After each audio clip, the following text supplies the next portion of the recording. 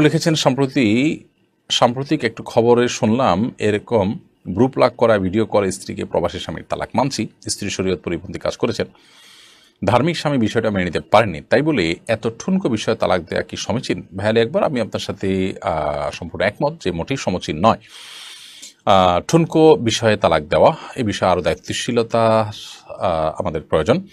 আমাদের সমাজে অনেক মানুষ আছে যে মানুষগুলো এই ঠুনকো অজুহাতে স্ত্রীকে তালাক দেন। স্ত্রী যদি এমন কোনো কাজ করেন যেটা শরীয়ত গ্রাহ্য না, তাহলেও তাকে সংশোধন হওয়ার সুযোগ দেওয়া উচিত, সময় দেওয়া উচিত।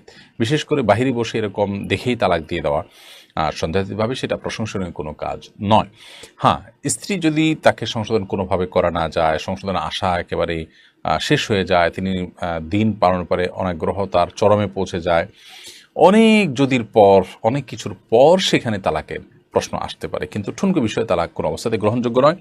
আবগাদুল মুবাহ ইলাল্লাহি আত-তালাক, আল্লাহর কাছে সবচেয়ে অপছন্দনীয় বৈধ কাজ, যে বৈধ কাজটা আল্লাহ রাব্বুল আলামিন বৈধ রেখেছেন মানুষের প্রয়োজনে, কিন্তু সেটা আসলে বেসিক্যালি কোনো পছন্দনীয় কাজ আল্লাহ তাআলার কাছে না, সেই জিনিসটা হলো এই তালাক। বিধায় এ বিষয়ে আমাদের আরও দায়িত্বশীল আচরণ করা উচিত।